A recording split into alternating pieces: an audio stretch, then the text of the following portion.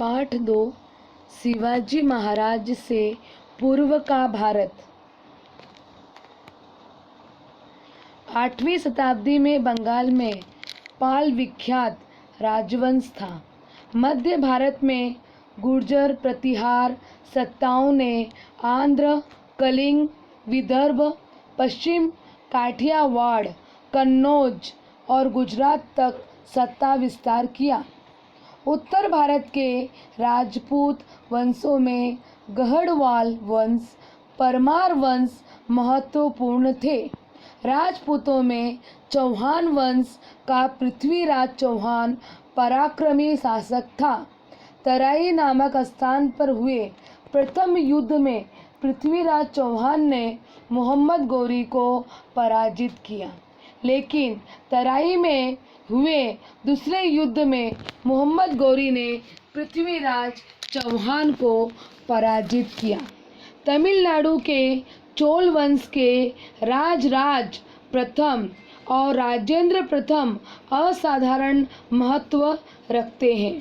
चोल शासकों ने नौसेना के बल पर मालदीव द्वीप और श्रीलंका को जीत लिया। कर्नाटक के होयसल वंश के विष्णुवर्धन राजा ने संपूर्ण कर्नाटक को जीत लिया। महाराष्ट्र के राष्ट्रकूट वंश के गोविंद तृतीय के कार्यकाल में राष्ट्रकूट की सत्ता कन्नौज से लेकर रामेश्वर तक फैली हुई थी। कालांतर में कृष्ण तृतीय ने इलाहाबाद तक का प्रदेश जीत लिया। शिलाहारों के 3 वंश पश्चिम महाराष्ट्र में उदित हुए। पहला वंश कोंकण में ठाणे और रायगढ़, दूसरा वंश दक्षिण कोंकण पर तथा तीसरा वंश कोल्हापुर, सातारा, सांगली और बेलगांव जिलों के कुछ हिस्सों पर राज्य कर रहे थे। पश्चिमोत्तर दिशा में आक्रमण। इस कालावधि में मध्य पूर्व में अरब सत्ता का उदय हुआ। साम्राज्य का विस्तार करने के लिए अरब सत्ताधीश भारत की ओर मुड़े। 8वीं शताब्दी में अरब सेनानी मोहम्मद बिन कासम ने सिंध प्रांत पर आक्रमण किया। सिंध के दाहिर राजा के प्रतिकार को निष्फल बनाते हुए उसने सिंध प्रांत को जीता। इस आक्रमण के परिणाम स्वरूप अरबों का भारत के साथ पहली बार राजनीतिक संपर्क हुआ।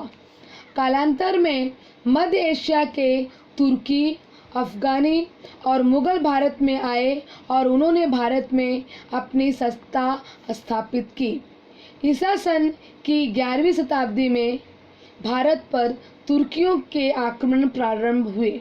वे अपनी सत्ता का विस्तार करते हुए भारत की पश्चिमोत्तर सीमा तक आ पहुँचे। गजनी का सुल्तान महमूद ने भारत पर अनेक आक्रमण किए। इन आक्रमणों में उसने मथुरा, वृंदावन, कन्नौज, सोमनाथ के संपन्न मंदिरों को लूटा और वहां की विपुल संपत्ति अपने साथ ले गया।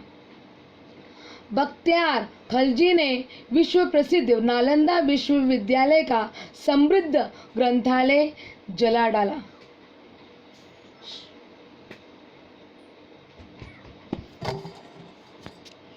उत्तर की सुल्तान शाही। ईसा सन 1175 और 1178 में अफगानिस्तान के गौर के सुल्तान मोहम्मद गौरी ने भारत पर आक्रमण किए। भारत में जीते हुए प्रदेश का प्रशासन चलाने के लिए उसने कुतुबुद्दीन ऐबक की नियुक्ति की। ईसा सन 1206 में मोहम्मद गौरी की मृत्यु के पश्चात कुतुबुद्दीन ऐबक ने अपने आधिपत्य में भारतीय प्रदेश का शासन स्वतंत्रता पूर्वक चलाना प्रारंभ किया। ऐबक मूलतः एक गुलाम था, फिर भी वो दिल्ली का सुल्तान बना। ईसा सन 1210 में उसकी मृत्यु हुई। इब्राहिम लोदी अंतिम सुल्तान था। उसके स्वभाव में अनेक दोष थे, फलतः उसके अनगिनत शत्रु बने। पंजाब के सूबेदार दौलत खान लोदी ने काबुल के मुगल सत्ताधीश बाबर को इब्राहिम लोदी के विरुद्ध युद्ध के लिए आमंत्रित किया। इस युद्ध में बाबर ने इब्राहिम लोदी को पराजित किया और इसी के साथ सुल्तान शाही का अंत हो गया।